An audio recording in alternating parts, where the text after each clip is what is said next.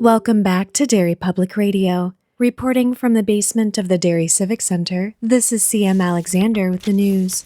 An anonymous tip led police to discovering the unmarked grave of 11-year-old Bradley Trevor from Bakerton, Iowa.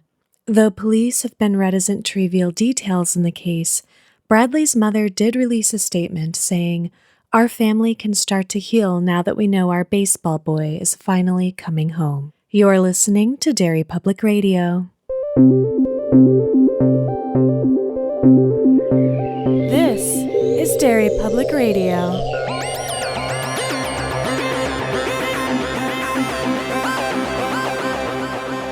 Welcome back to Derry Public Radio, a bi-weekly Stephen King Book Club podcast. I'm one of your hosts, Joshua Kahn, alongside CM Alexander. Hello, everyone. And Benjamin Graham. What's up, constant readers? And today we are continuing our Patreon selection series, our selection from Lisa Daly. We're covering Dr. Sleep, and we are reading through chapter 13 with CM leading our discussion. CM, take it away. Thanks, Josh.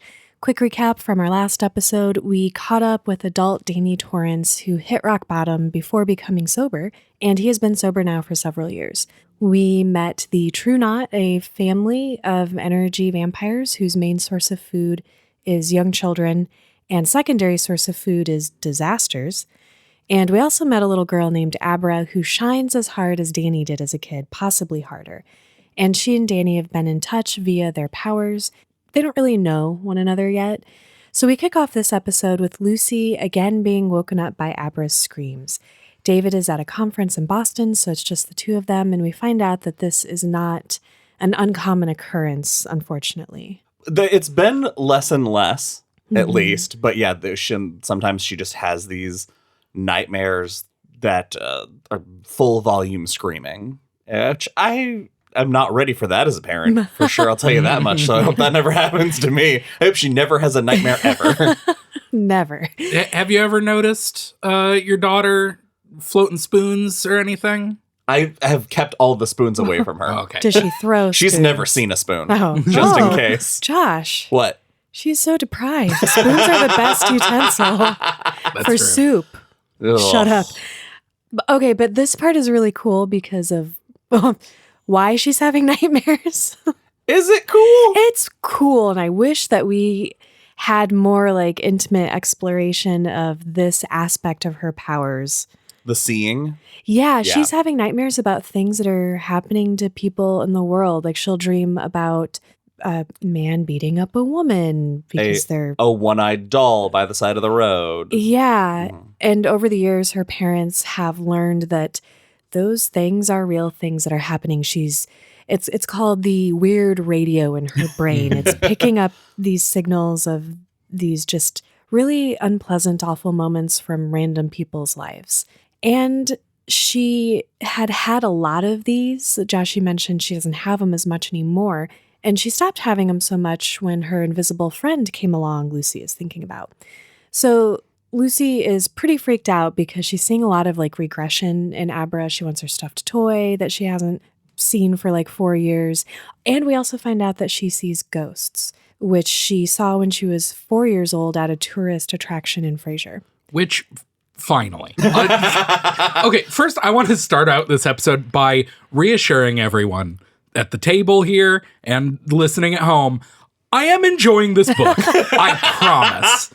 It's just so much of this book kind of aggravates me, only because this is, as we discussed, a sequel to one of my favorite books of all time. Mm-hmm. So all of the like far seeing and the telecommunication, well, the telekinesis and telepathy is in the first book, but the far seeing, that's not really what The Shining is or was in the first book. Like, that's not a part of Danny's thing, right? Well, kind of, because remember before they get to the Overlook, he has like a vision or something. Yeah. Like they have to pull over. So I don't know if that could be considered.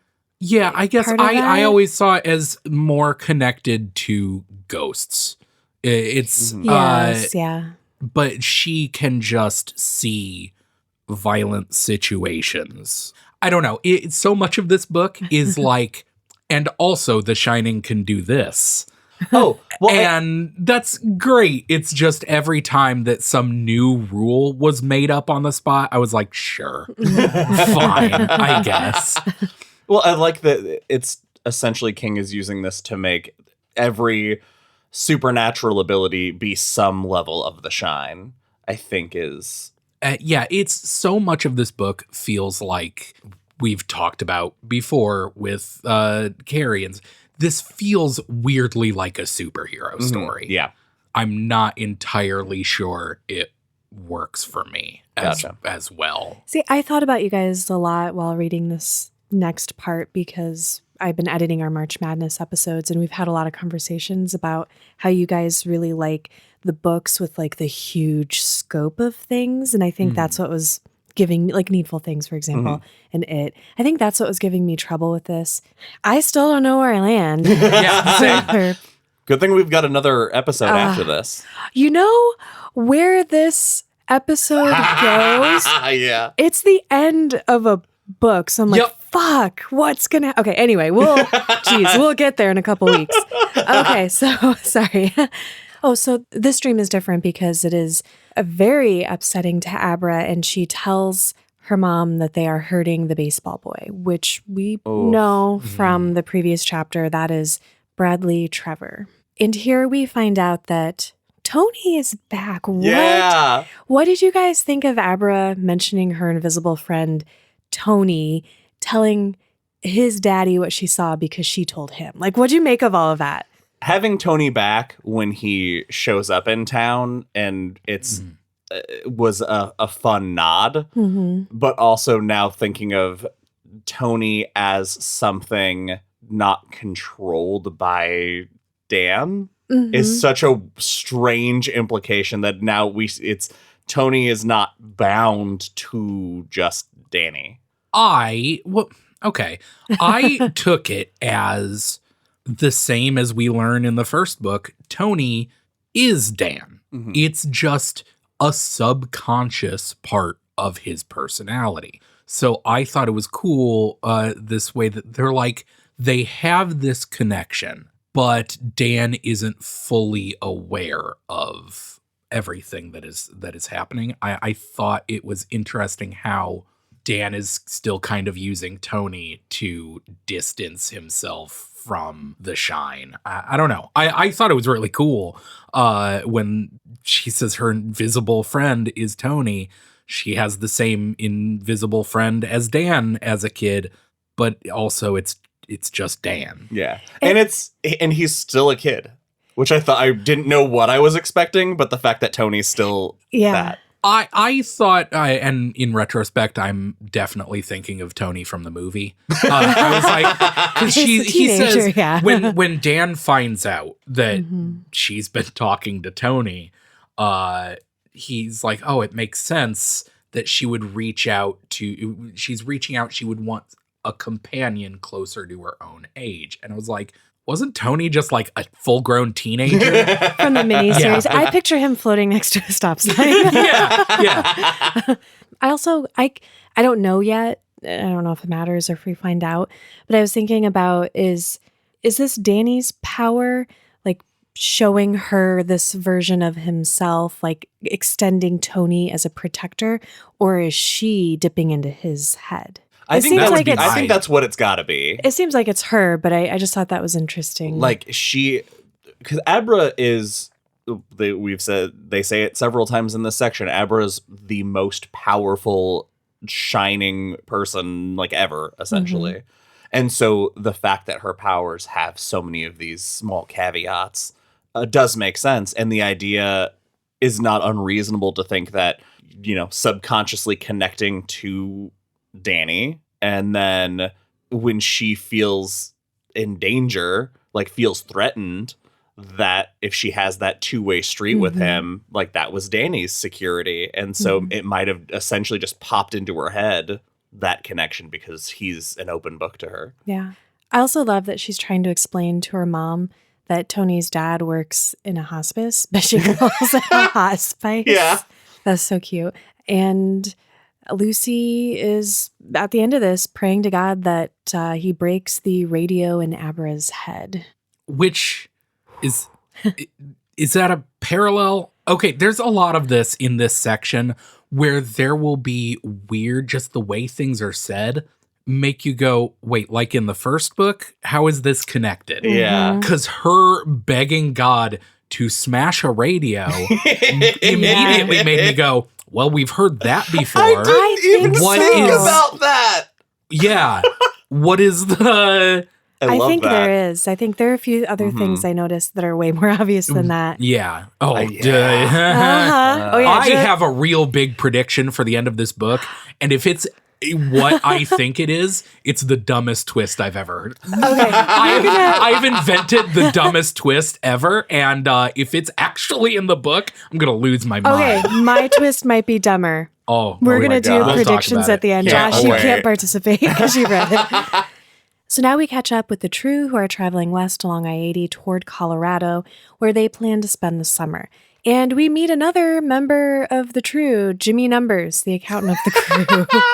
It's the first True nickname that I kind of love. Makes sense. It sounds like a mob guy. Like, oh, Yeah, it's Jimmy exactly.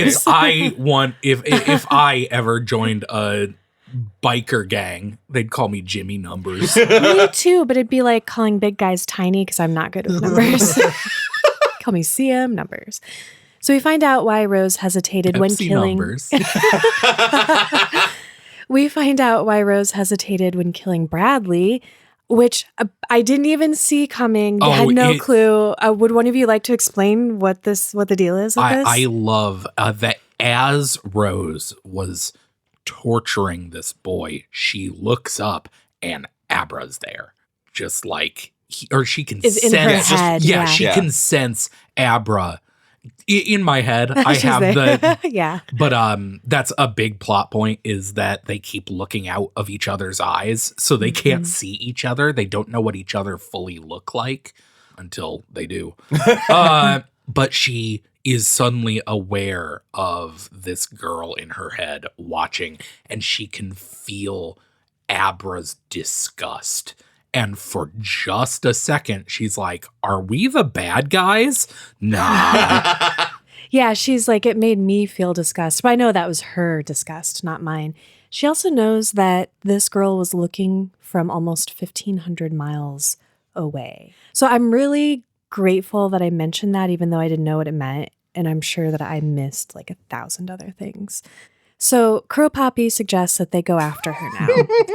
After all, like, I thought this was a really good argument. What if she gets hit by a bus, gets sick and dies? What if her parents get freaked out and take her to a psychiatrist and she gets pills that muffle her powers so it makes her harder to find? I think those are all really Very valid. great points.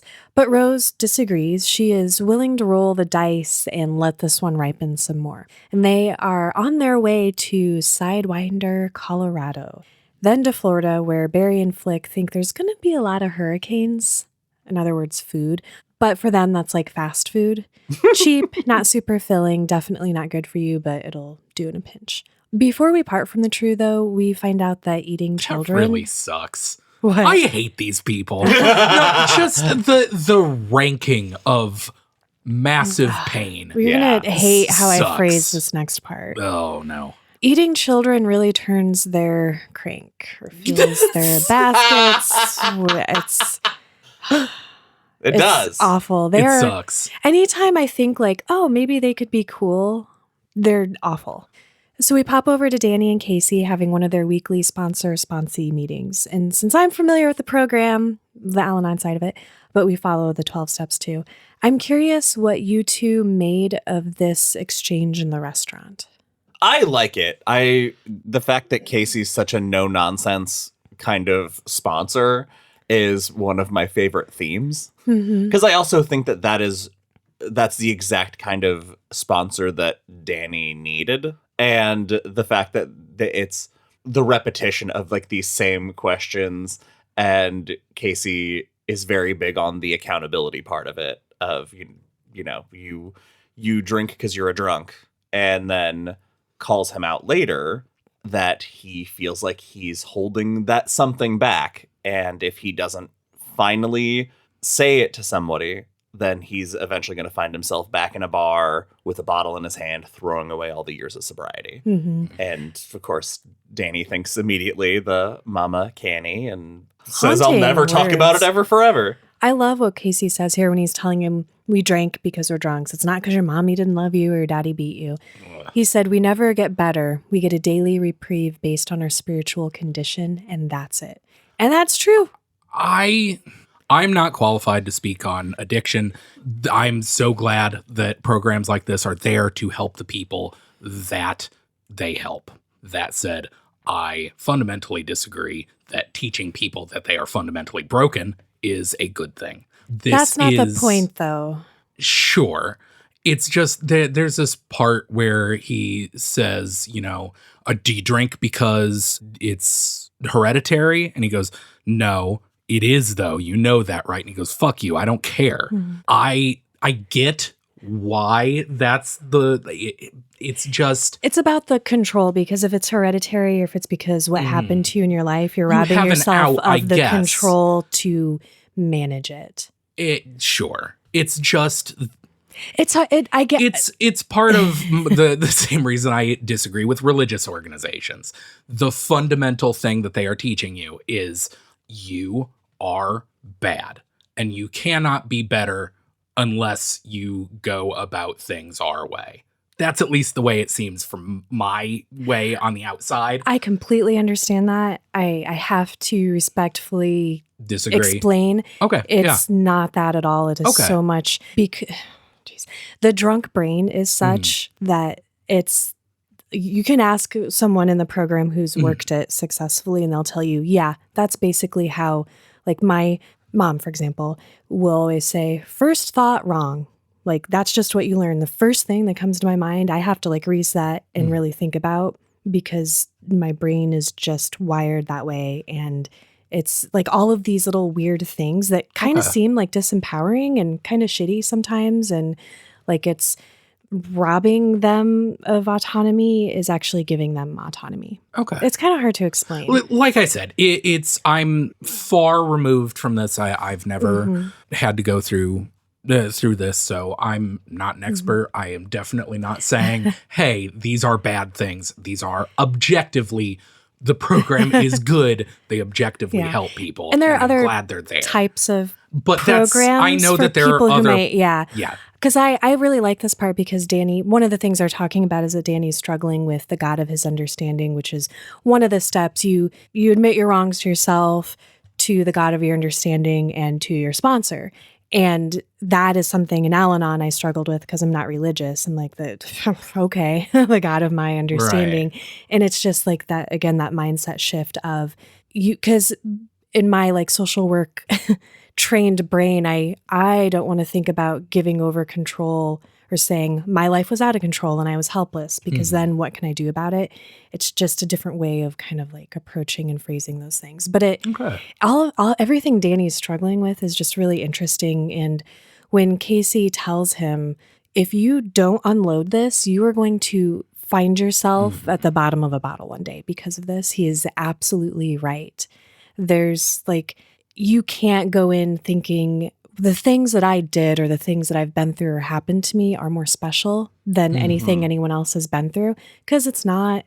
Sure. And unloading that is like the only way to heal. So it's all of those things, like people in the program on both sides, that struggle is so familiar. And so this scene right here was like super real and cool. But what's really cool is that the waitress, Patty, brings him some dessert because he's too thin. And when Casey's like, what about me? She's like, you're a horse. I'll bring you a pine tree float, which is water with a toothpick in it. That's what Beaver orders every time they go out to.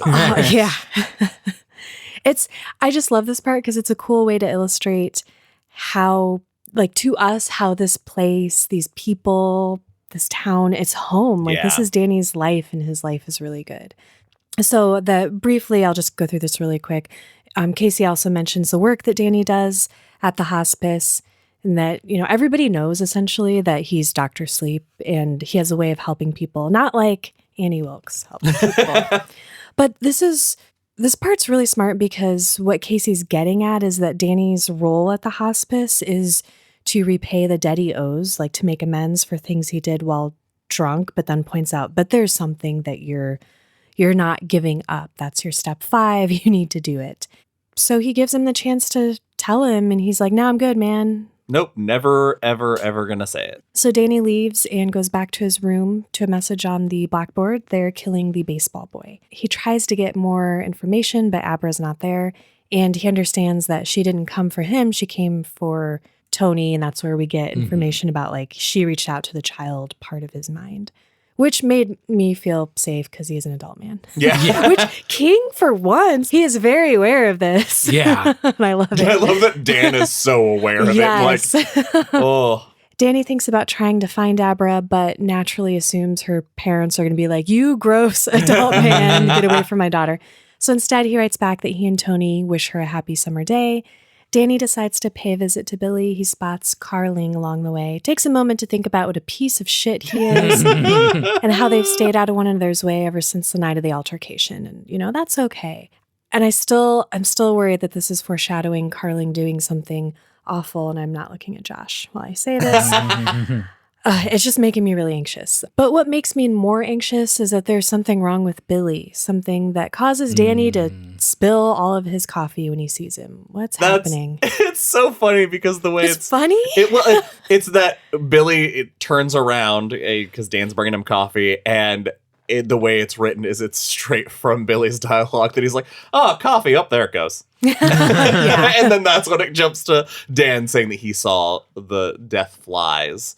Just 3 or 4, small amount, but he saw the flies on Billy. And so in his time, he's realized that few flies means that something can be done.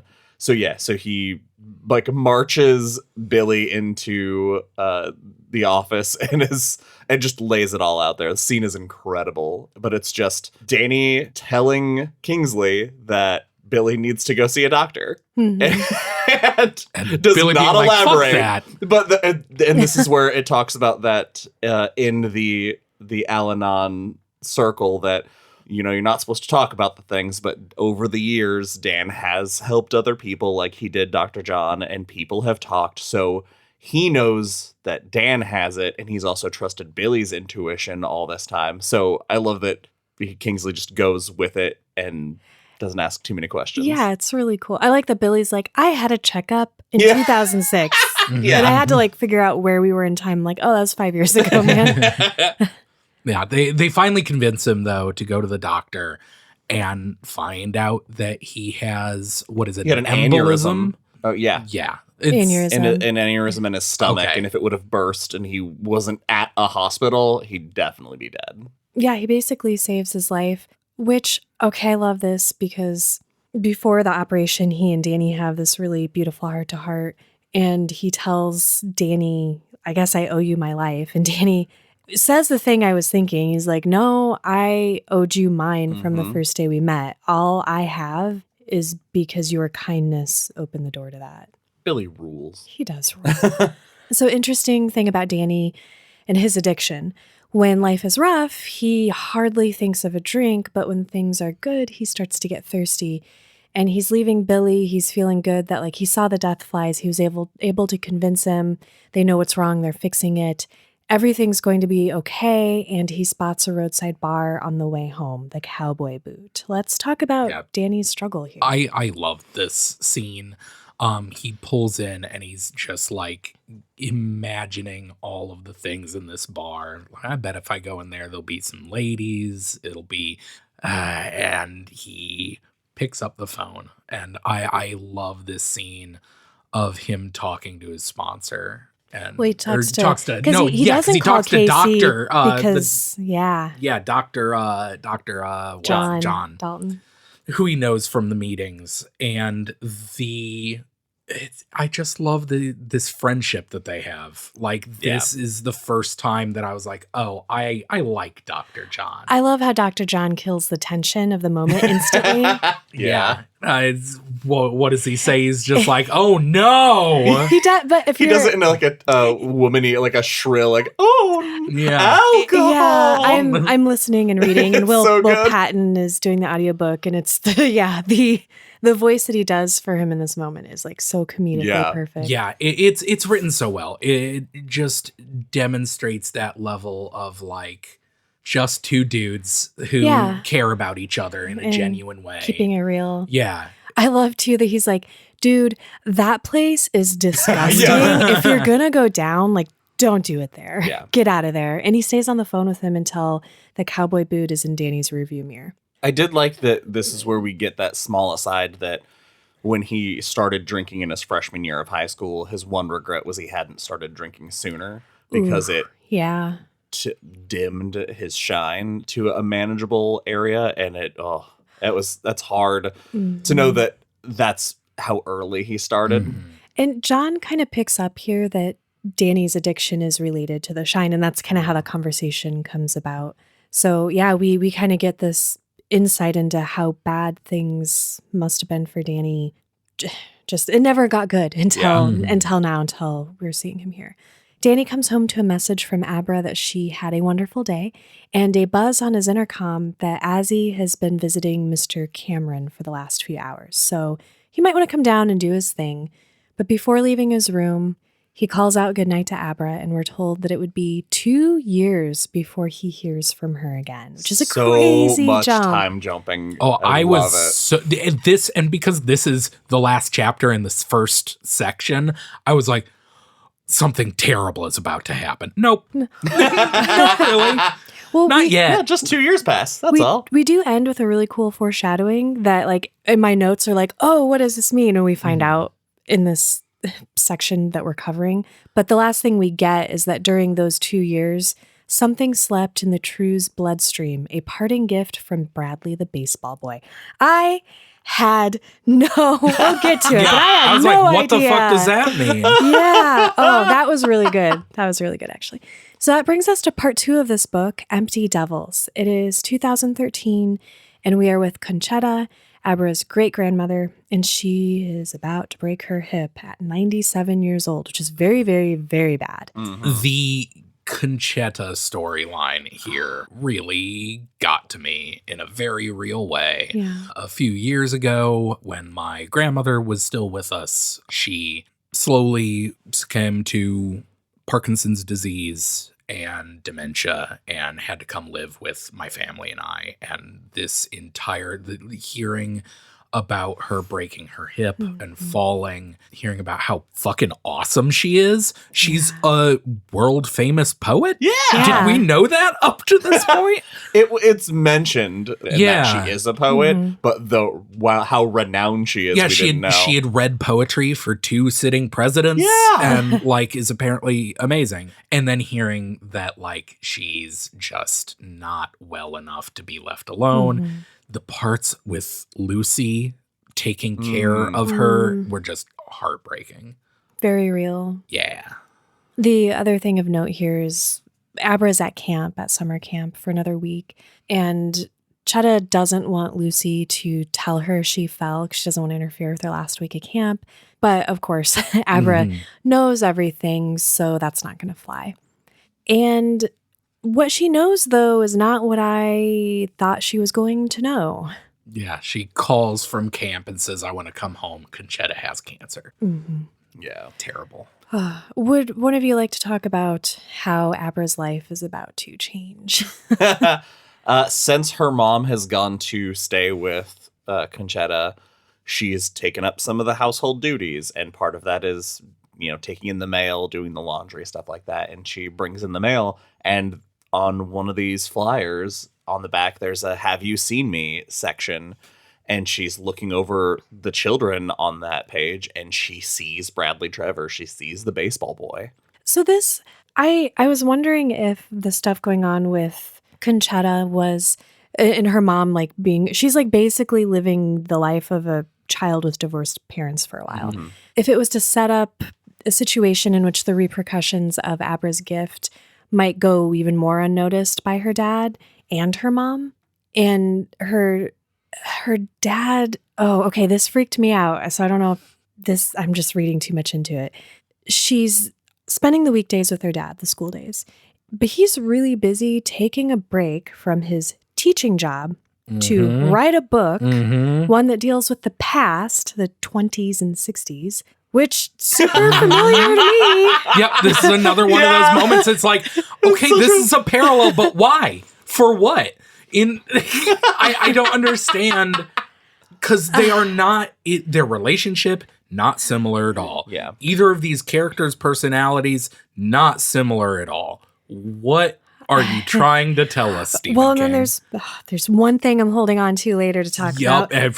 which is probably the same thing you are. Yep. So Josh, you mentioned she sees this flyer for Bradley and other children, and she starts to think about how unfair and horrible it is that the parents of these missing kids don't know if they're dead or alive. And she knows about Bradley, at least. And she starts to think, like, is it my responsibility to help them? And so she thinks about the things she did as a small child, things that she cannot do all of these anymore.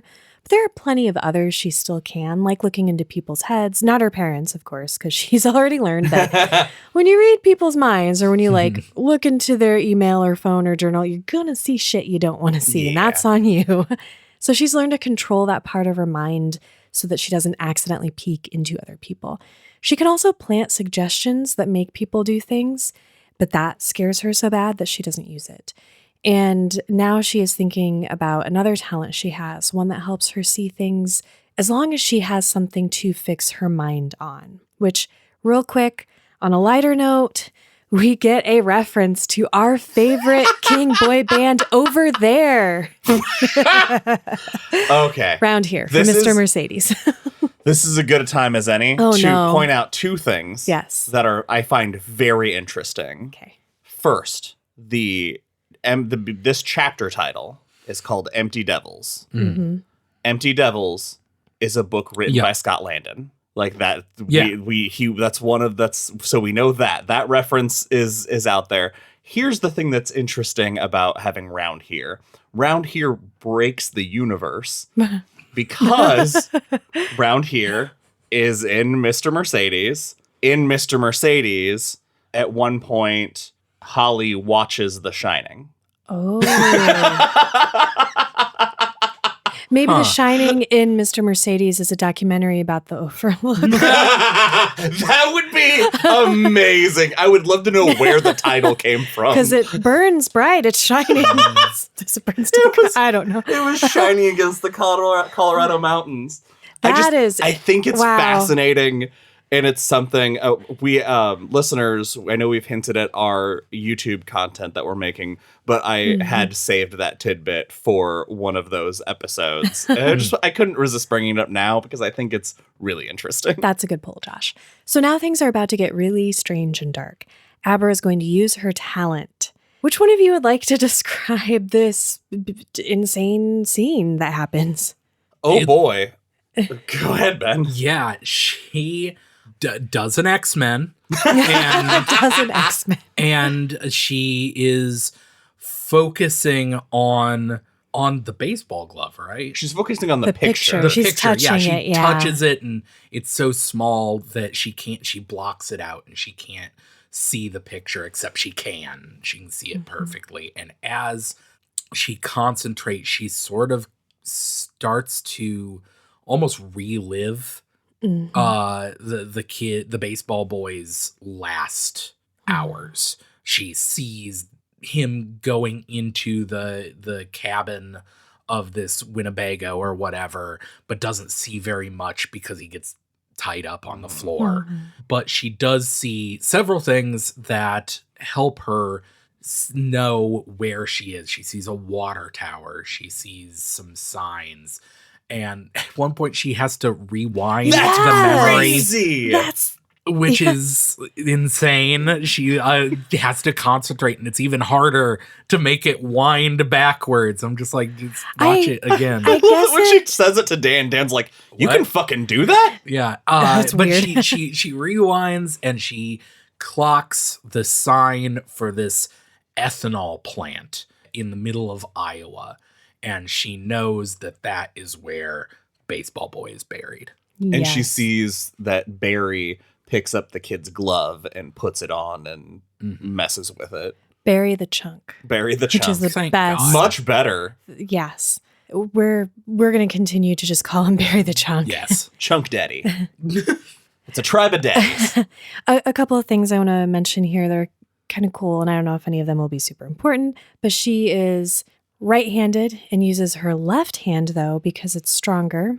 And she picks up these details about Bradley, like he had blue eyes, just like one of the guys in over there. And he also used his left hand for his powers. And it's just like the little details about Bradley, this kid who's like her age, are just kill me. And The worst is the freckles. oh my His mom told him yeah. freckles were good luck, and then she wonders if freckles fade underground and vomits. Don't like you should. think about that. Oh, it's so, but No. it's so awesome. The writing wise, the content isn't awesome, but it's just such such a powerful, dark thought. Something even crazier is about to happen, though.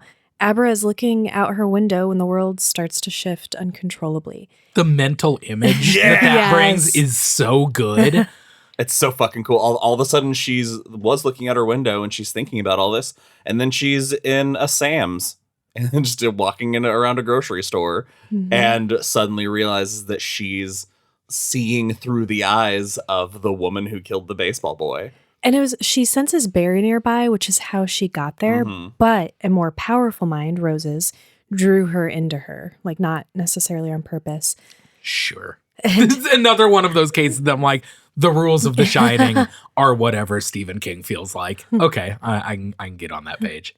And then there's the Rose feeling back to who's in her head, and Abra sensing that and screaming at the top of her lungs, "Get out of my head!" And then an earthquake happens. Yeah, basically that causes an earthquake only on her block. Yeah. David is literally shaken out of his work. And okay, what did you guys think of the way his thoughts are presented to us? Because he kind of seems like, and by the end of where we're reading to, he's not so much, but he seems like a bastard here. He thinks about this telekinetic crap. He's worried primarily about his book and missing signs that Lucy would have seen. He refuses to check his own mail. Like Abra has to be like his wife while she's gone. Refuses to check his. He doesn't check his own fucking mail. Check your mail. I don't think that's. I feel like that is unwarranted a little. Like that's just. You know, I got on a Doing- roll and I just had to throw it all in. Oh no, he's weirdly dismissive Yeah. of stuff. Yes, thank you. He's oblivious, but sort of intentionally, it Yeah. seems. I wonder if he feels so fucking useless. Because he is. Jesus. Because of everything Lucy's going through and Conchetta, and I don't know, maybe he feels like this, if he can just write this book, it'll turn everything around Yeah, for that the sounds family. fucking familiar. And so he's just really focused on it. Maybe it's Jack's fault. Maybe I'm being unfair. Okay, so we were with Rose the Hat for a few minutes before she and Abra are rummaging in each other's heads when she's having that realization that someone is looking inside her head. And I love the way she reacts. I could picture this very clearly, and it was scary and then hilarious. Yeah, she knocks over a bunch of cans because she gets fucking thrown back. thrown by when a the mental blast. Yeah, but I love right before that, she's so decisive. She reacts instantly. She doesn't take a moment to hesitate at all. She stops and investigates. She's trying to figure out what this girl looks like. And yeah, it's when Abra screams as she falls back into the cans. And some guy's like, "Are you okay, ma'am?" And she's like, "Oh, yeah, just had a tooth removed the other day. Bye." Yeah, this gets into like how these characters are so fucking hateful. The Because she amount leaves her of cart and then someone entitlement. else has to put it away. Yeah, that too. So That's such a inconsiderate. fucking inconsiderate boomer thing. No, it's the like entitlement that she feels. She thinks of them not as like the kings and queens of creation. She thinks that unironically. Gross. That sucks. You suck. And she thinks, how dare this little girl be more powerful than me? How dare she? And I think it's not here. I think it's later that when she's talking to Crow about like they could fill every single canister they have with the power she has, and Crow makes a comment about turning her, and in her head she's like, I would not fucking allow that. Yeah, she'd usurp me in a second, and I'm a piece of shit. Yeah, it is. They're millionaires. It makes sense. I fucking hate them. Every last one of them. Crowpop is making valid points, and Rose tells him, get input from a few others, like some people in the group that are smart and we trust, while I continue to think things over. And then I'll let you guys take this. We make our way to Bluebell Campground, the site where the Overlook was burned to the ground. It's so fucking cool that that's where they've built there's a new resort, and it's an RV park. I didn't know. I didn't know that was going to happen. I fucking love that. When I first read it, it took me by surprise in such a fun way. God, we're going to be back there, aren't we? You were waiting for the strong connection back to the original. How did it hit you guys, this reveal? Honestly, I was like, oh, okay. Yeah? I didn't feel...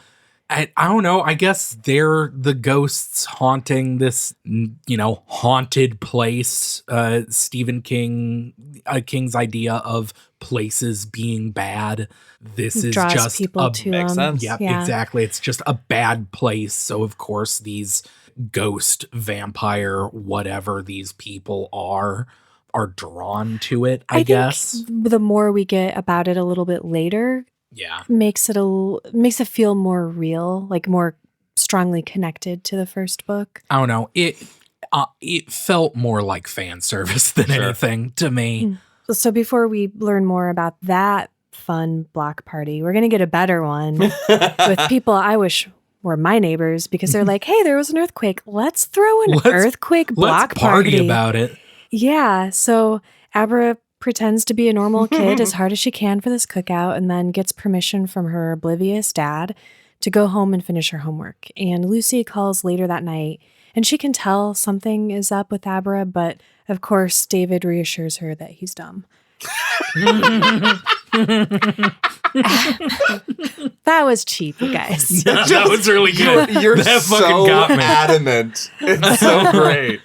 I just like it's okay. No, It's okay, honey. it's okay, honey. I'm an idiot. Abra goes upstairs to try to figure out what to do next, and gets a surprise. Well, I would say visitor, but it's not. I guess it's more of a vision, but it's very upsetting. Yeah. Just Rose the Hat's face is on the other side of the glass in her room, but she has a night flyer tooth. Yes, I was going to mention that. Thank you. Oh, that's so great. This breaks the rules. Josh, you're a big fan of sticking to the rules. Yeah. This breaks the rules. That how does she see her That's all of the far seeing has been through each other's eyes? Right. Because we don't know here that Rose isn't looking at her. We find that out much later that she wasn't there. Yeah, it's just a vision, I guess. I don't know. It's fascinating though that creepy. Rose, she opens her mouth and she has one giant, in case anybody hasn't seen the Night Flyer, which you should, she has a giant tooth, and that's it. Just a giant single tooth in like the a center. tusk. Yeah. Okay, I did not imagine it as a literal giant tooth. Oh, I just imagined it as she has just one remaining tooth. It says like a tusk. Yeah, it said. Oh, that's so much worse. Yeah, I know. Yeah. It like extends out. Oh, no. Oh, no. Abra, when she sees this grin, she knows that Rose is insane and that this was the last thing Bradley saw. And Abra screams inside her own head because she can't scream out loud. And she screams for Dick Halloran to come back from Florida. Yep. I love this That scene. was really good. This is such a cool scene mirroring that moment. Yeah, because she realizes this woman is going to come for me. And there's only one person who can help me. Tony, get your dad. I need help. Danny is with Billy when this happens.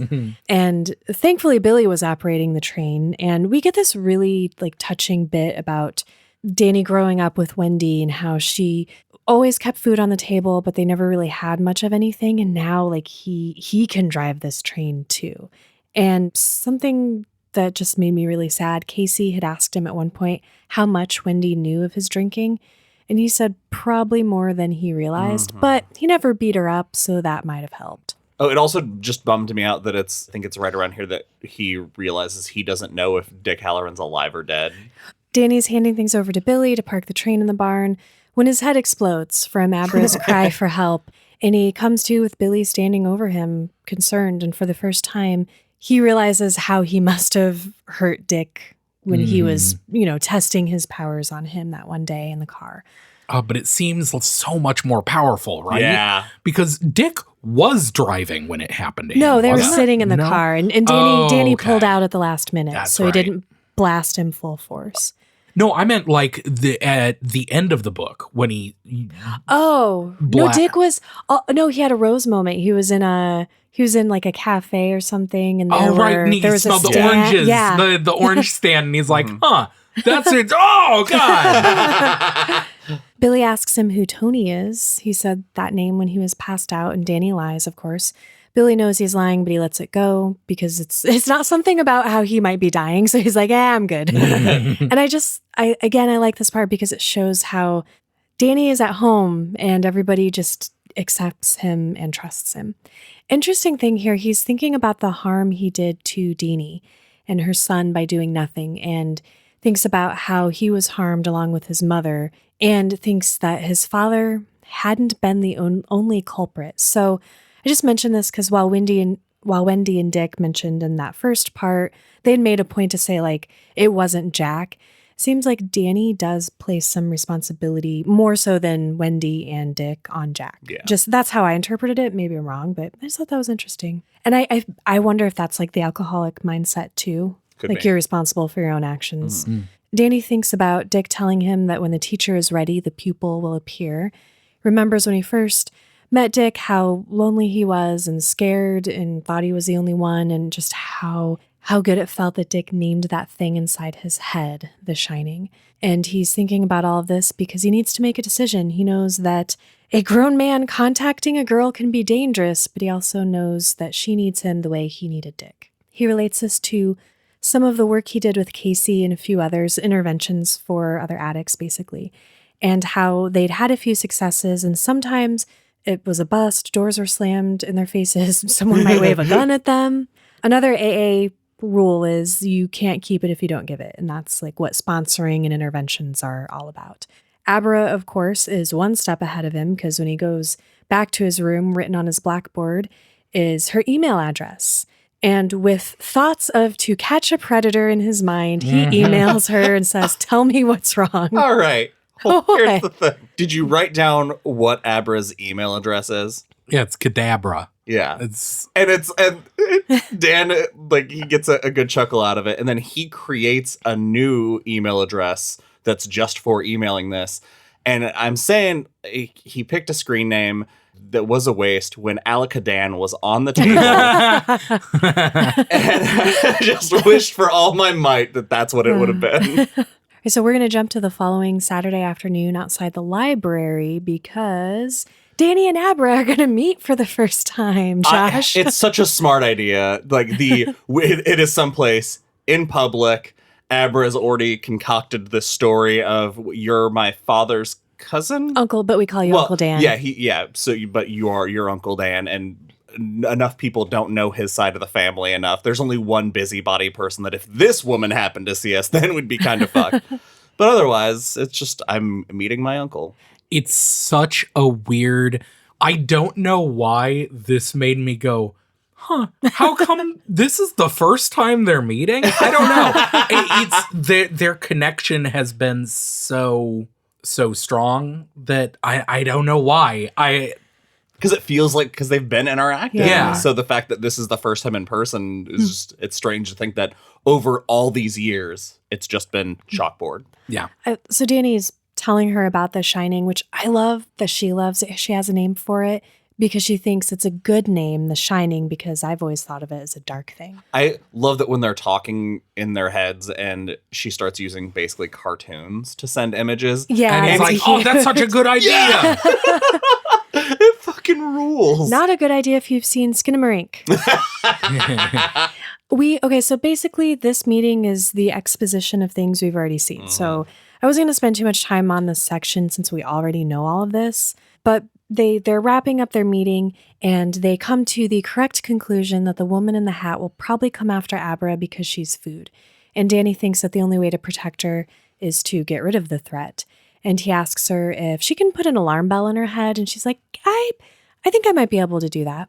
So we'll get there. They part ways, Danny on his way back to work, when he finally remembers what about the hat stuck out to him. He thinks about seeing it in his first night in Frasier and how Deanie appeared to him dead with a warning to stay away from that woman. And so far, okay, that doesn't really mean anything. When he gets back to his room, I feel like that's going to mean something later, though. Sorry, anyway, I'm like arguing with myself. So. When he gets back to his room, Abra has left him a message. Thank you for believing in me.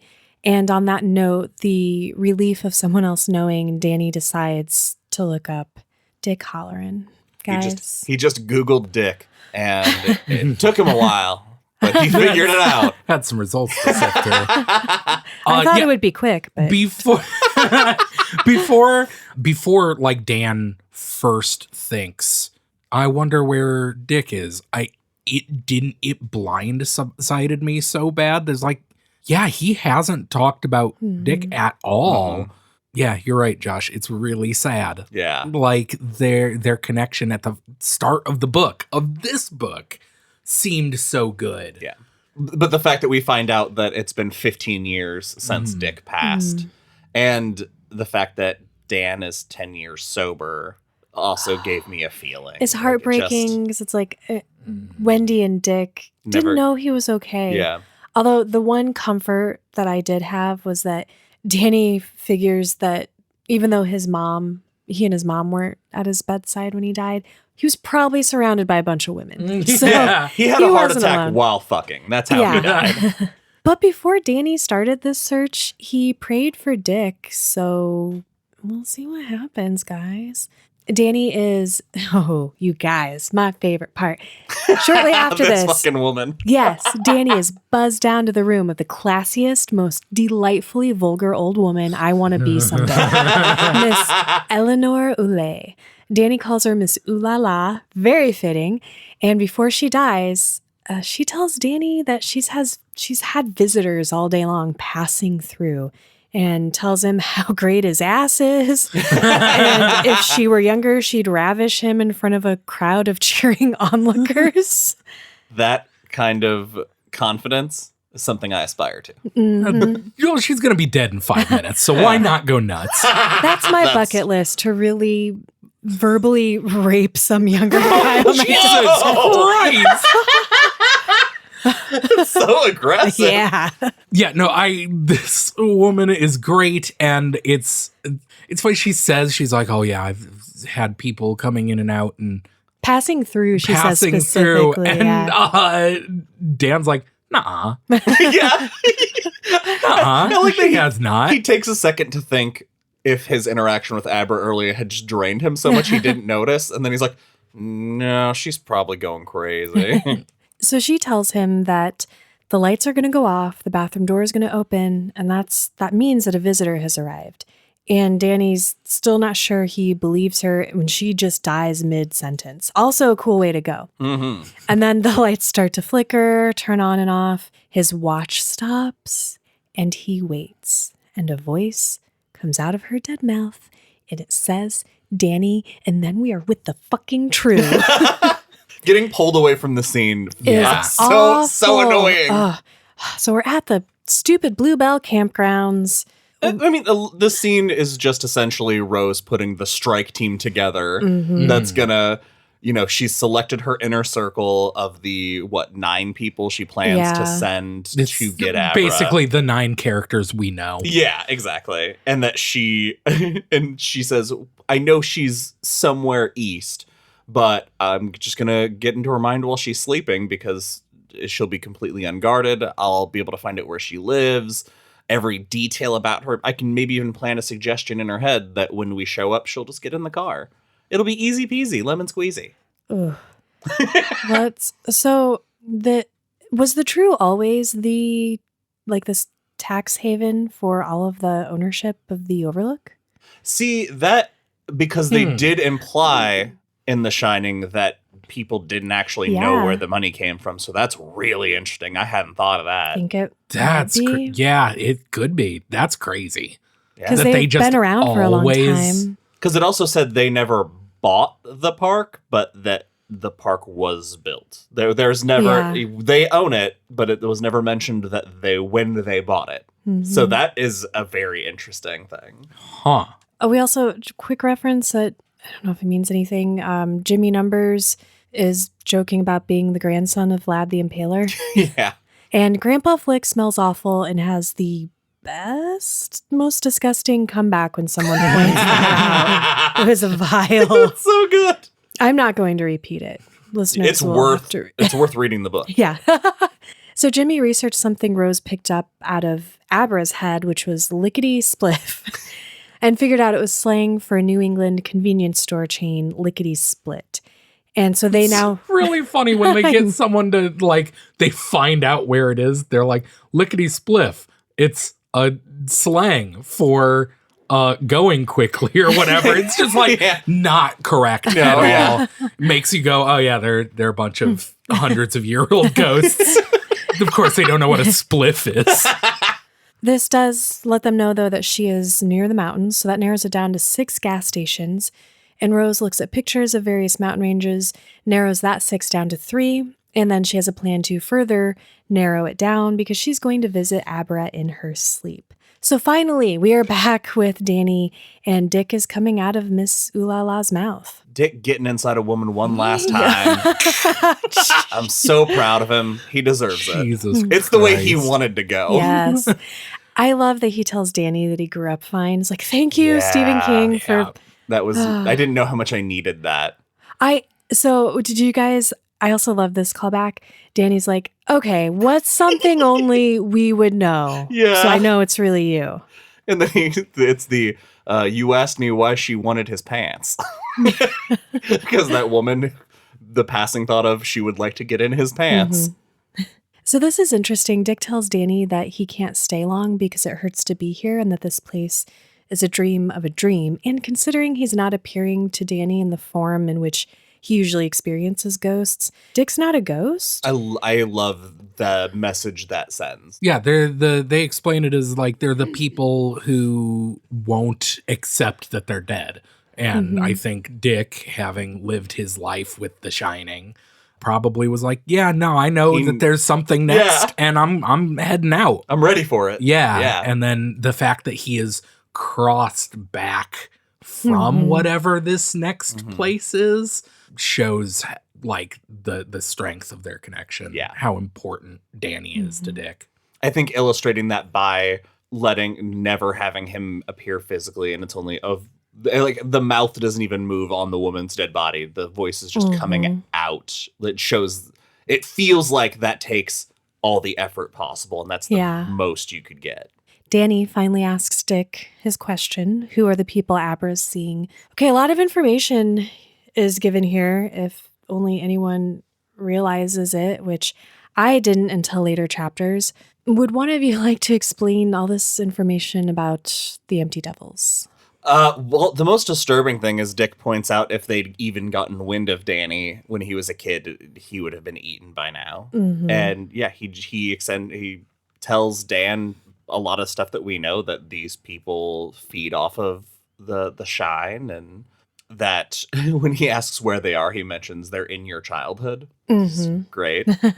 Is this knowledge that Dick has about the True Knot otherworldly ghost knowledge? I think so. Because there's no way Dick knew about the True Knot. Because he also tells him to have his friends help, and he wouldn't know who his friends are because he died 15 years ago. So I think it's, because he also mentions that there's only one way to stop them, to make them eat their own poison, which predicting is going to have to do with the people locked up inside Danny's head, maybe.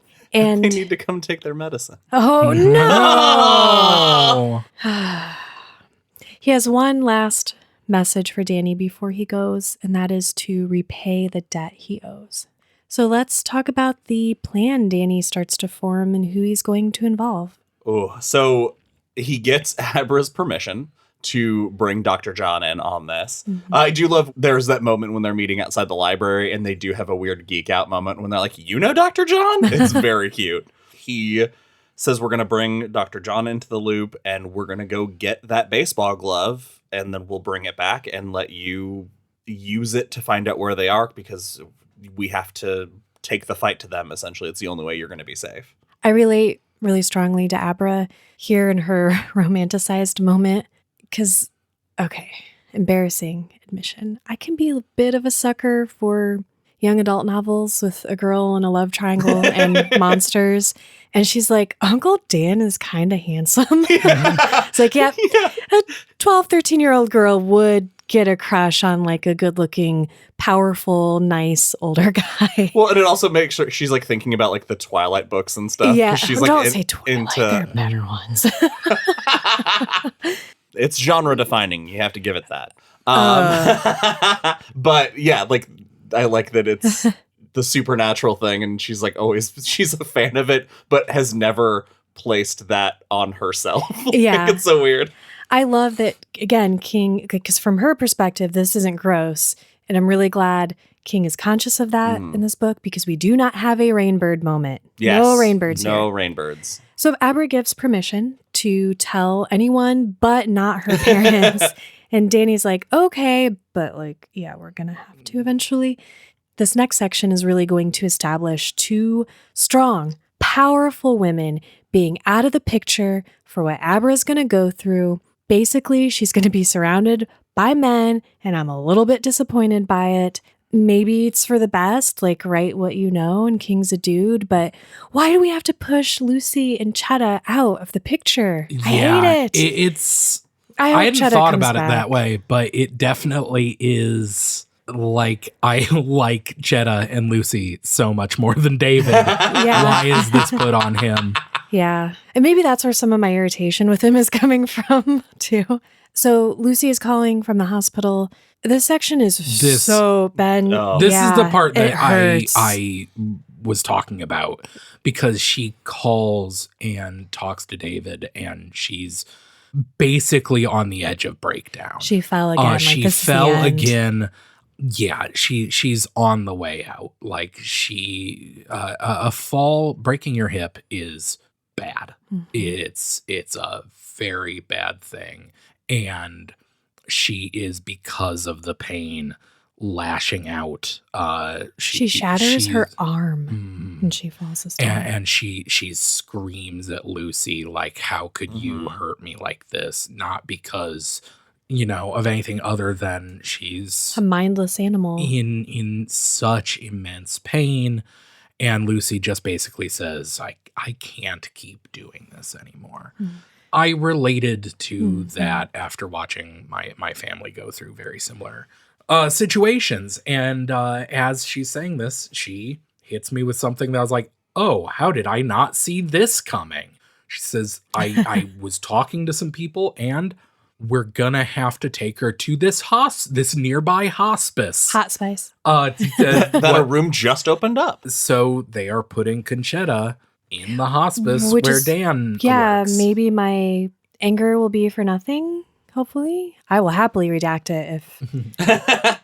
So Lucy and David are trying to spare Abra as much of this information as possible, but she's like upstairs getting ready and has picked up all of what her mother's been saying. So now we are going to pop back over to Rose, who has a very important day ahead of her.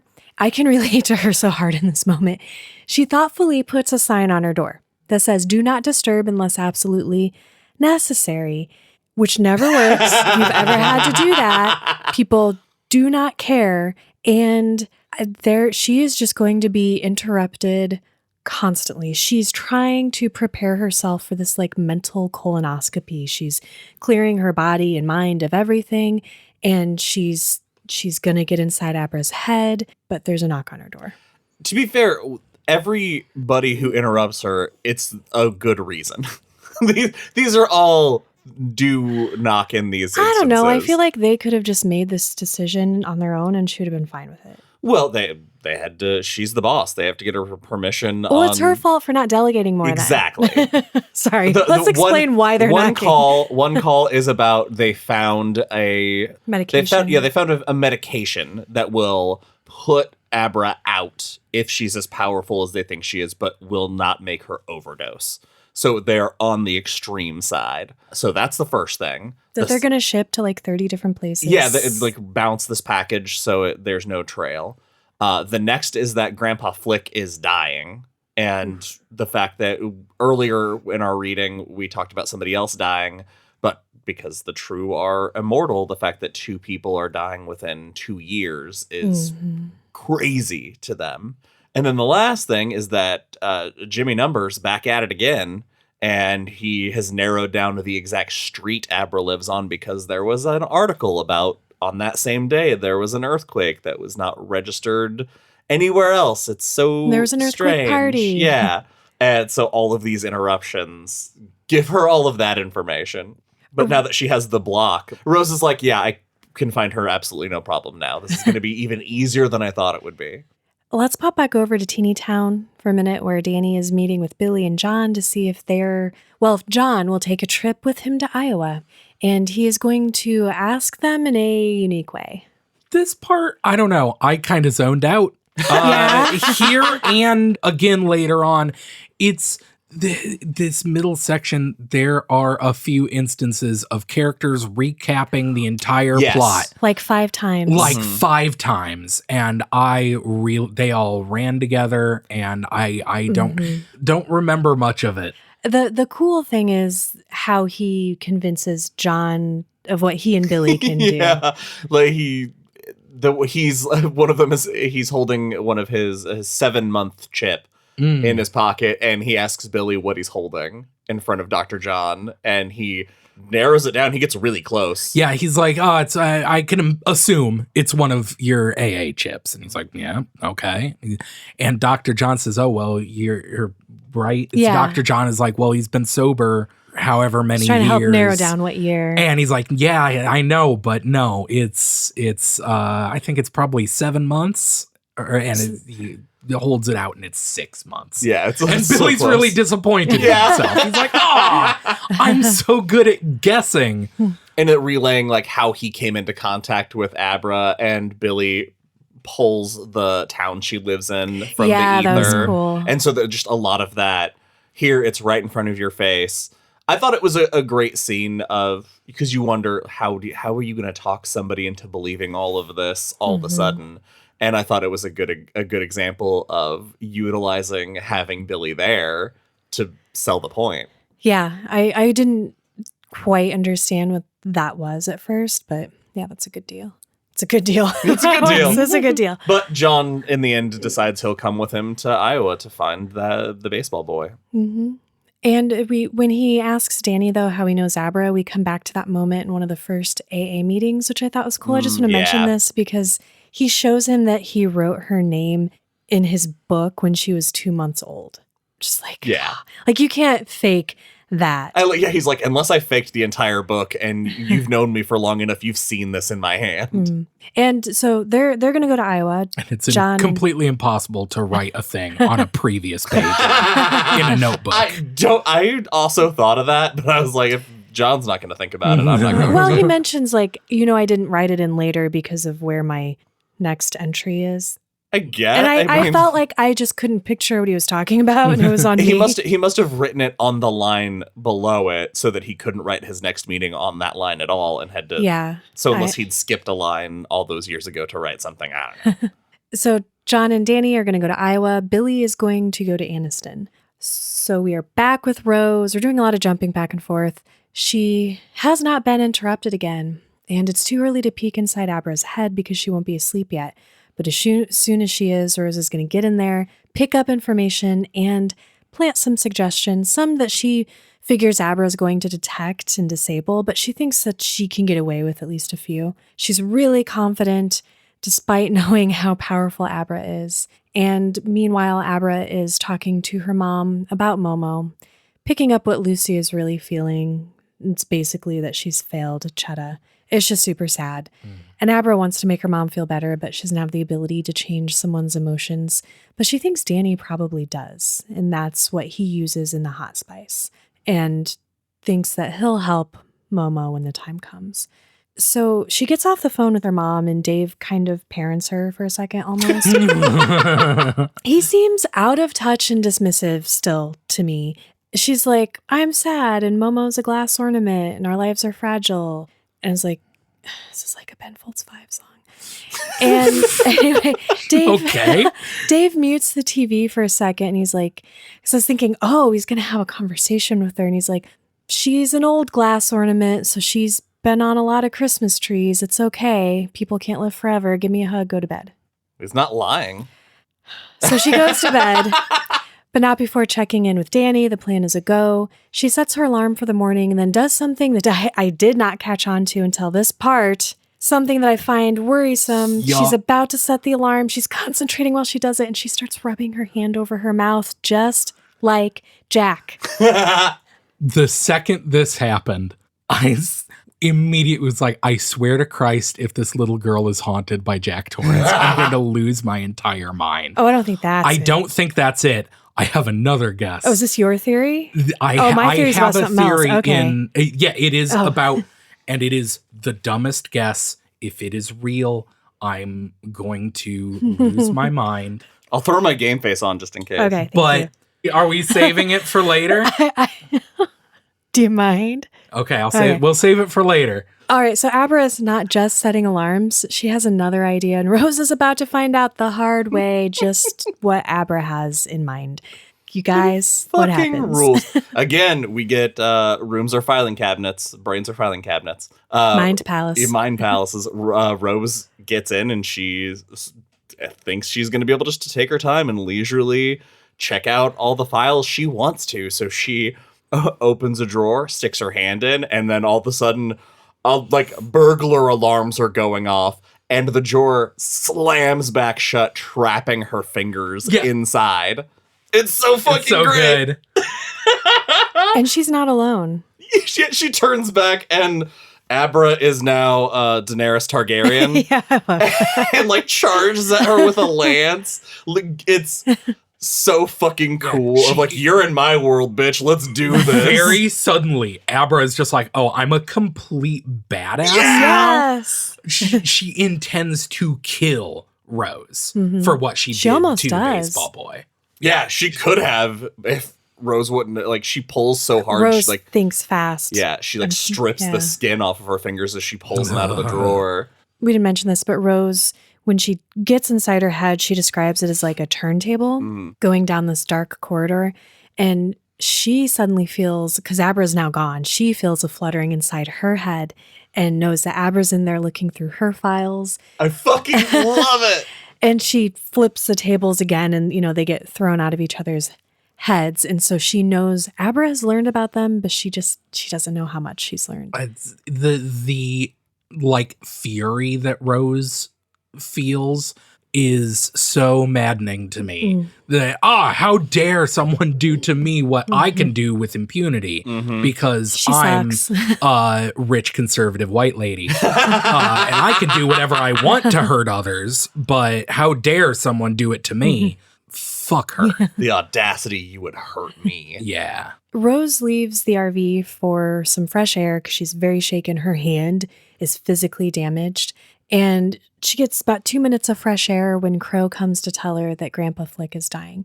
So I'm so happy that I'm proud of myself for catching this, even though I didn't know what it meant. But this is where we find out what's happening, what that parting gift was. I was that Bradley so gave. happy when you pointed it out because I didn't want to point it out Yeah. and make you pay attention. So Josh set aside that this is your second read. Did either of you, were you both surprised? Completely blindsided. Surprised. Yeah, explain it, and then I will explain why it's dumb. Well, Bradley, so I had mentioned in the first episode that they mentioned twice he was focused on this red spot on his arm. And I didn't catch on that it was like an itchy red spot. So I didn't think of him having the measles. It seemed more subtle than that. But basically the True is infected with the measles, even though it's been 2 years since they took his steam. The True are hundreds and hundreds of years old. They've never, they survive on eating children. They've never eaten a child with a sickness. with the measles when they've existed for hundreds of years before the measles vaccine existed? But before they eat Bradley Trevor, it's earlier there that they talk about several of them just this past year have gotten colds and they never got sick before. So they have eaten someone with the measles, but it hasn't affected them. Yeah, it's Okay. just They're they just are finally sick being enough. susceptible enough. Okay. They're weak enough. Okay. Because I thought about that on the drive over here. I was like, wait a second. The measles are so old. Like, Right. the measles vaccine hasn't been around nearly as long as the True Knot has. Right. Well, And they never expected that this could happen. well, I mean, they've never had a reason themselves to be vaccinated because they never get sick.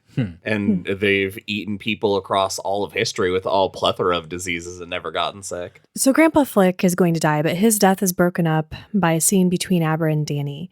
We're just going to go through it all here, though, if it's okay with you guys. Yeah. He is starting to cycle, and Rose tells Crow that they can only afford their traditional morning process for 2 days instead of 7. Their mourning process is so fucking cool. I think it's awesome as hell. Yeah. It is. It's neat. It is traditionally 7 days of meditation and abstinence. And then there's a big group gathering. Everybody brings a physical item either from that person that was given to them or something that just makes them think about that person. Then they share like a memory about them. Then they bundle up all the things people brought forward and they bury that because the true don't leave bodies. Anything stand out to either of you about his death that you liked? I just think that the visual of cycling is so creepy. They just, like a ghost flickering out, they become see-through. I think it's not until Barry's cycling later that someone's Crow Daddy's holding his hand and can see the bones through his skin. It's very creepy. It's eerie imagining these people disappearing and wailing. Ugh. I like that it sounds like it hurts more than anything in the world Yeah. after all the terrible shit these people do. I Yeah. like knowing that the end of their existence is the most agony you could imagine. I also liked Rose tries to latch on to one of his thoughts or connect with his mind, and it's just all of his thoughts are broken images. There's nothing to hold on to. And they talk about giving him a shot to help, and Nut is like, it would just fall through his cycle onto the bed. So Rose tells Crow she can't go with to get Abra because she knows her, not realizing that she's already seen what she looks like in a vision. But again, I feel like this is Rose's pride here getting in the way because she wants Abra now more than ever. And Crow he's asking about that, and she says it's because she might have immunity to the measles, and if they take her steam, they could get that immunity. But based on how many people with at least some of the shine, like Dick and Danny have encountered that we've heard about, couldn't you just go find another meal that would be easier while you're continuing to work on this plan? I don't know. Well, I think the vaccinated part is It's just wild grasping at Yeah, straws. she's it's just grasping at making- straws. I think what Rose knows is that the amount of steam from Abra Might be enough. would be enough. Okay. And that's kind of what they're banking on. But I do agree. It's just grasping at logic straws. So Danny wakes up to a very excited message on the blackboard. Abra is so thrilled that she got Rose, and She's a badass. She is a badass, but the way Danny reacts to it makes me concerned for her badassery. She has a temper like someone we know that rubbed his mouth all the time. That's whatever that means.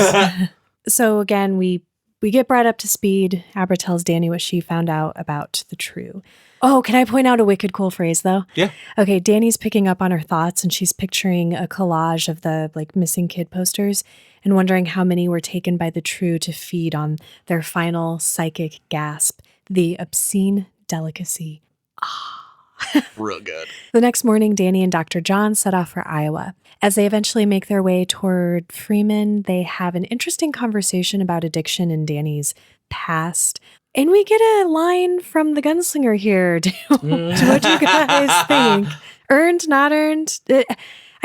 It's so, like, you can't say those words. It is fan service. A Yeah. lot of this book is, I think, just fan service. Because he's talking about passing on, and he's like talking about his past experience. Is this where he tells him all about the Overlook? Mhm. Yep.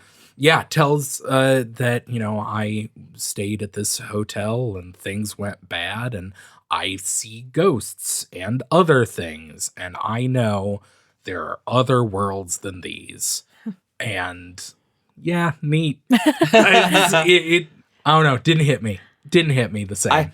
I like that phrase so much that I enjoyed somebody say, like, it's something that we use in conversations so Yeah. normally now. So I like that it's just treated as a normal line. It makes it feel.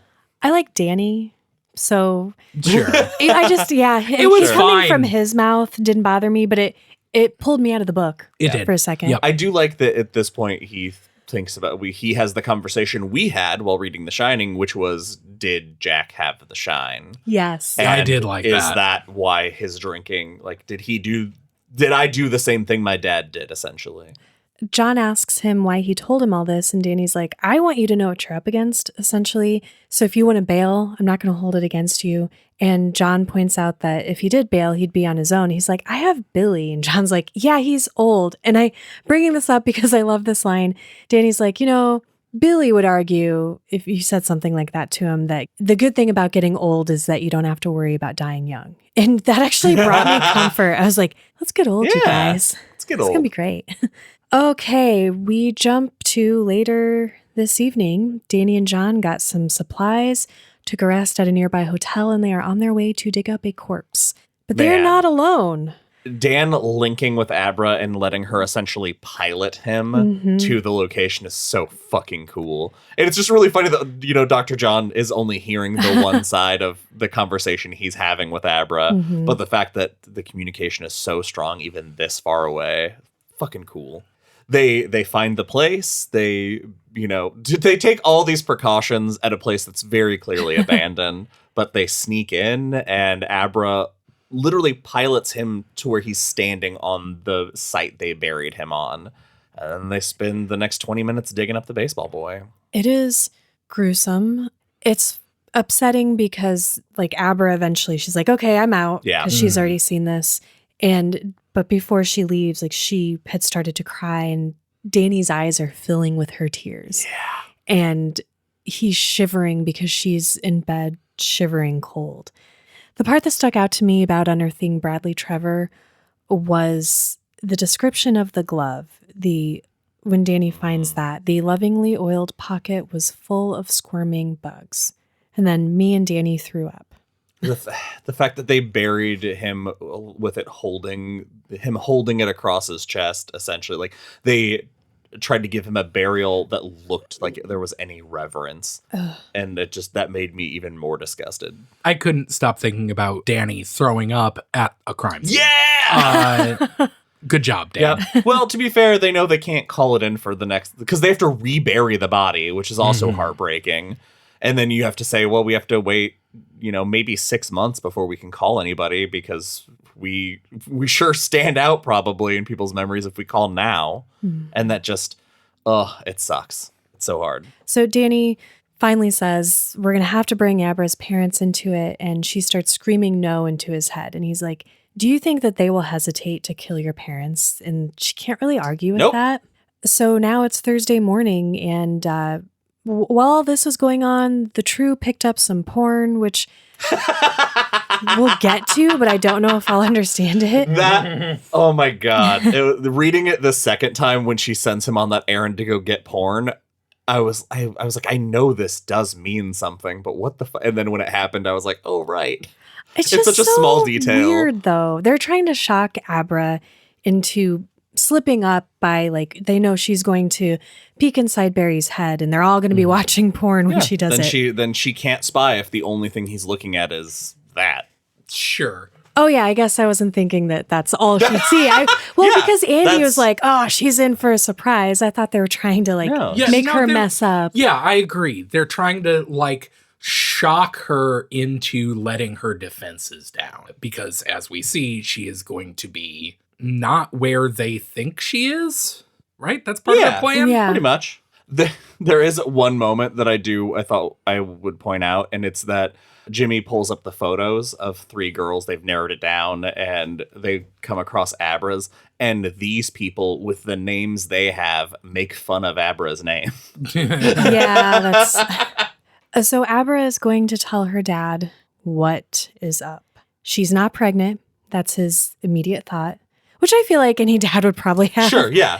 It's worse than that, actually. And it's a really brief conversation. Josh, being the only dad here, what do you think of this scene? It's very weird because David also there's the luxury of having known the things she can do. Mm-hmm. So when if you have a daughter like that and they start saying a crazy story, you're on a certain playing field, I think, that makes it a little easier to understand.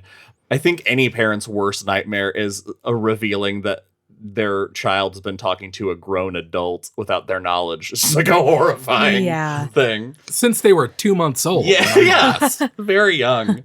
When John and Danny get off the plane, John notices he's missed like 30 calls from one number. And Danny's like, yeah, that's probably Dave because Abra told him, but just wait until we're like closer, till we're on the road. No, boy, when they pull up, Abra runs into Danny's arms, which if I were Danny, I would be like shining at her no, like, no, not a good time, not a good time. And then David pulled out a gun. And shot him. End of book. So while we'll get to their meeting, but while this is happening, this is when Jimmy narrows it down to these 3 girls on the block, and they're like, oh, well, this one looks steamy and she has a weird name and she skipped a grade, so it's probably her. So they pretty much know who it is. This, again, is more exposition. Danny, Dave, John, Abra are all catching each other up to speed on everything that's happening. The part that I really thought was cool was Dave is upset with Abra because she's been hiding her powers, and Danny's like, maybe she shouldn't have to. Right. And I thought that was a real nice moment for Danny. Because it's knowing that she talks about just pretending for their sake that everything's fine. But he's like, it's time to let David know how serious this is because now all of their lives are on the line. And then really the coup de grace is when they give Abra the glove, and she dials into Barry, which then dials into Crow's entire plan. Like, she's able to tell them they're going to kidnap me and take me to Sidewinder. And I love that as soon as that happens, Danny's like, oh, fuck, I'm going back. Yeah. It's like, I can feel that I'm going back. The empty devils are in your childhood. Yeah. He's like, oh, fuck, it was literal. Yeah. And she also knows that Barry is sick. Yeah. He's not doing so well. And Rose tells Barry, like, hey, I'm sorry. I just let you guys come home, but you really have to get her. It's more important now than it ever was. And he's like, yep, I know. It's fine. And he knows he's going to die. And Jimmy Numbers is starting to get a little itchy. Yeah. And even Crow feels hot, but he's like, it could just be because it's hot in the Winnebago. Maybe I don't have a fever. Yeah, very quick to deny. Yeah, at one point, one of them touches Barry's hand, and immediately he's like, I should wash my hands. And then immediately he's like, oh, what the fuck will that do? We're stuck in a Winnebago together. Like, we all got it. Yeah. They talk about the plan, which we don't know yet because the plan for us is going to unfold in real time. I just like that Dave's like, I don't want to use my daughter as bait. And Danny's like, hey, let me make a quick call. Billy, you out there? And then he comes in like 30 seconds later. And he's had a gun this whole time. Billy the bodyguard. Yep. So before we leave them, Danny has more uneasy thoughts about Abra's angry side. And now we are at part 3 in the last chapter of this episode. We are with the True. They've got the medicine. They'd made their final stop. Barry tells them he's locked onto Abra again. He still doesn't know her name, though, and he's sick enough that Abra can hide some of her knowledge from him. And I can't tell anymore if Abra is afraid of Rose. I feel like she isn't. I feel like Abra is so Abra is being kind of like Jack Torrance in that she is overconfidence in her skills and abilities. Of course, like she's gonna be fine because she's so goddamn powerful. This can I just go over the plan and we'll to get to the finale of this. So essentially, they send Abra to school, calling ahead of time to say she got bad news about her Momo, so tell the teachers not to, if she's distant, whatever. And all the while, she is projecting herself into Dan like she did piloting him for the baseball boy and talking to her dad because they're on the teeny town trolley on the train going to Cloud Gap. The ruse being they're going for a picnic and it's in an isolated location, so the True will go there. But unbeknownst to the True, Dr. John's in the back seat of that train with all the guns. And it's just adult men that are all on this tiny train together going to the park. And her stuffed rabbit. Focal point, like Barry the Chunk. Very cool. Okay, can I talk briefly about my dumb theory? Yes. Interested to see if we have the same thought. Okay, so we kind of touched on Lucy's mother had her out of wedlock. They don't know who the father is. Dave and Danny Dabra are talking on the train. Alaka-Dan. Alaka-Dan, yeah, you're right. He's telling her all these family stories. And for reasons I can't defend, my theory is that Abra's grandfather is Crow because everyone else has a name that describes them. Rose wears a hat. Jimmy Numbers is an accountant. Barry is a chonky boy. And Crow is a daddy. And this is a sequel to The Shining, so we have to have some bad dad shit, right? Or granddad stuff. If I'm wrong, it's King's fault because he gave him a stupid name. You are adjacent to your theory. Adjacent to my theory. I think that my theory is that Lucy's dad, Abra's grandfather, is Jack Torrance's dad. I thought that was going to be your theory. They have Josh to. is They're just related. looking down at his phone. They're related. They are. The twist ending of this book is going to be Danny and Abra are cousins, whatever that would make them. Yeah. Which I hate. If that ends up being true, I'm not looking at Josh's face. I refuse to. I am going to throw this book out a window. What if my theory is true? It's equally dumb, but that won't at least, I don't know. It's going to be, they're related in some way. At first I thought, my first thought was that. because she thinks he's cute. Oh, this is going to be a Star Wars moment. Skywalkers. My first thought had been it's going to be her granddad is Jack, but I don't think the ages match up. That would be dumber, I think. To be like, oh, and by the way, Jack had an affair in Maine or Connecticut or wherever they are, and we never knew about it. But yeah, I think it is Jack's dad is Abra's grandpa. Josh, welcome back. Thanks. Okay, so let's. So who's right? I wasn't listening. I was reading. Oh, okay, cool. Let's just talk about the final showdown, you guys. Fucking Cloud Gap. The only important reason to leave Cloud Gap, like we could just throw this out there now, is that when the trap springs, Abra's like, we did it, and breaks the plan by going home. So stupid. She's just like, I don't need protection anymore. They got it, and leaves. Yeah. That's the only reason we need to jump back with Abra. So essentially, this plan has gone off without a hitch. Barry cycles out, so Barry's dead before this even starts. The RV pulls up, and Dan is sitting there holding a gun inside the lunch basket, and he sees the RV pull up, and very normal touristy people coming out, and he's like, I don't want to kill just like an old dude. Yeah. And then he sees the weapons in their hands, and the syringes, and he sees the snake bite, and he's like, game on! And then man, action sequence. Like they call out that she's not, they think Abra's here, she's not, and it turns into a fight. And I love that he points out how thrown off and flustered they are, because at one point Andy is charging Dave, but the cap is still on the needle, and he's like, these fucking idiots. And then he's like, oh wait, they kidnap children all the time. They don't expect this kind of resistance. But man, the group shoots and kills Jimmy Numbers, and then the other one. I love Dr. John Nut. Nut, yeah. I love that Dr. John tackles Dave into the charging Yeah! Andy.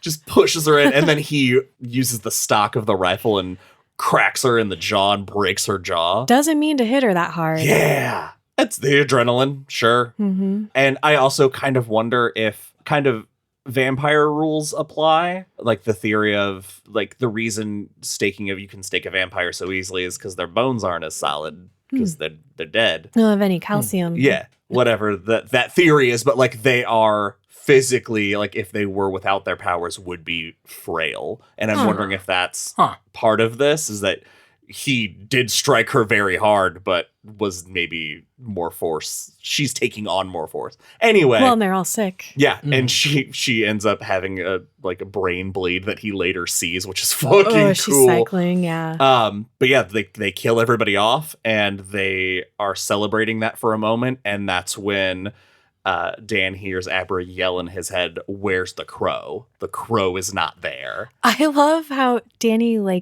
tries to stealth inside the RV to see if Crow's in there. He dives into it and hits his head on something. And then he's looking for all the places as a kid, you'd look for a monster, the boogeyman. Oh, I didn't even think about that. That's great. He gets a visitor sort of by accident because Rose and Abra are going to reconnect again as Abra's trying to warn Danny that Crow's not there, something's wrong.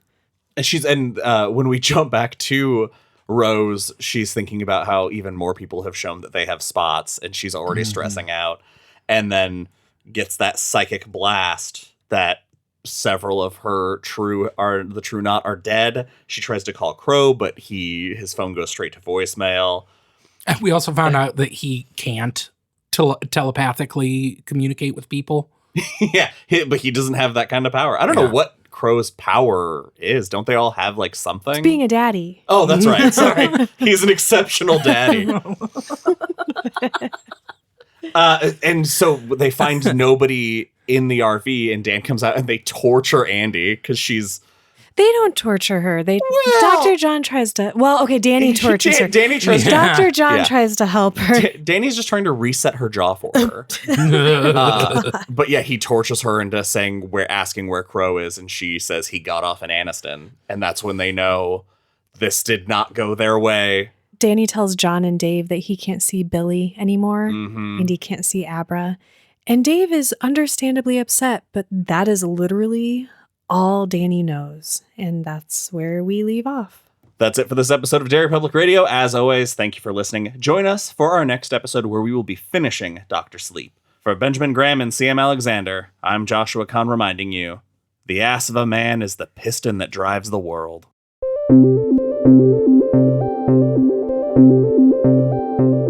Hey everyone, CM Alexander here. Thank you for listening to Dr. Sleep Part 2. We hope you enjoyed it.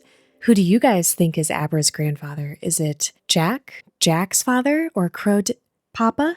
Tell us on Facebook or Instagram at Derry Public Radio or Twitter at Derry Public. You can also send us an email at derrypublicradio@gmail.com. And don't forget to check out our Patreon for bonus episodes and early releases, our Etsy store for cool merchandise, and our Discord for fun conversations. That's all for now, listeners. Goodbye.